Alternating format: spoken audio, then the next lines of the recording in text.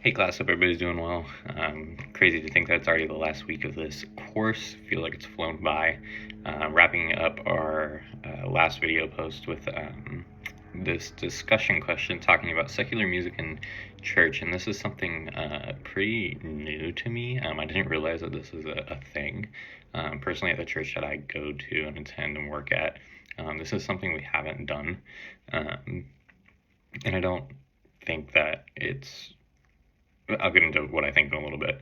But getting into just some of the questions here, what would my reaction be if I was visiting Flatiron and heard one of these songs during a Sunday worship experience? It would depend on a couple of things. I think that I think that there's a time and place for these. If this was a thing every single Sunday, I don't necessarily love that idea, having this be a part of an every Sunday service. I don't think it's necessarily beneficial. I read the article, why we shouldn't do secular music in church, and found it to be very interesting. But yeah, I think that it would kind of take away the attention of, what the main thing is, the main thing being Jesus, if you were to do this every single Sunday. But I do think that there is a time and place for this, and I think it needs to be clearly communicated what the purpose of the music is.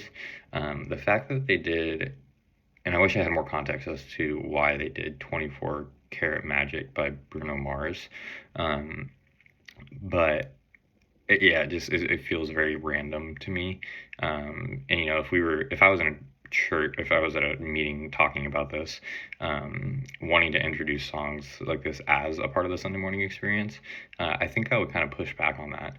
That again, this shouldn't be the thing that we are known for, playing secular music on a Sunday morning. If it's every once in a while type thing. If there's, I do student ministry, so we have secular music playing in our pre-service and post-service playlists, and all clean, and of course, but like I see in a student ministry context, I can see this happening in a talent show. Like the kids love that kind of stuff, and they're able to kind of use their gifts to perform, which I think is great, and giving the opportunity to those kids would be great. In an adult context, I don't really see this being necessarily something that would happen too frequently. Really, the only reason I can see this happening, and kind of getting into our next part of the discussion questions here, is that if it was like a special element, and if it was a pretty meaningful song, that kind of ties into an idea that we're talking about, and it may not be a worship song, I can see then it fitting into the context of what we're trying to do. And the pastor Flatiron, him talking about how sometimes secular music talks about topics that are really relatable, and if you take the topics that are being talked about in some of these secular songs, and you provide like a biblical and a spiritual context to them, it kind of really changes your viewpoint of how you maybe will listen to the songs moving forward. I again, feels very random. 24 Karat Magic feels very random by Bruno Mars.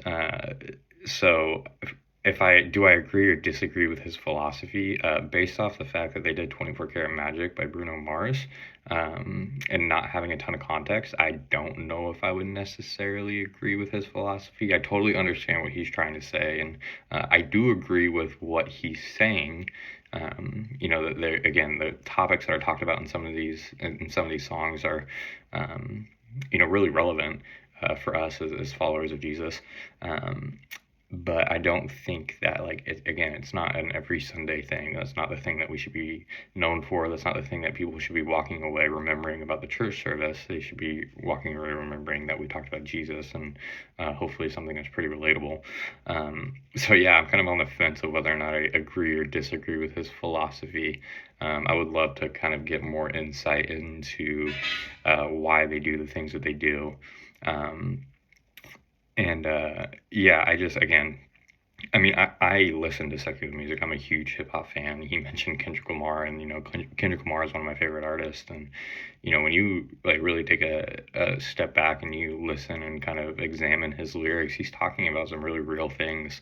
And again, you can use those, I think, in a setting that um, kind of sets up an idea that we're talking about. And now that I'm even thinking about it more so, in our student ministry, we actually had a whole teaching series using songs. So I know a lot of churches, they do like this at the movie series. We're actually doing one right now for our Christmas series.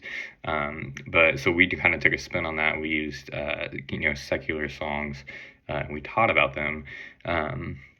And again, it ties into a grander idea that is found within Scripture, and I think then it's applicable and it works.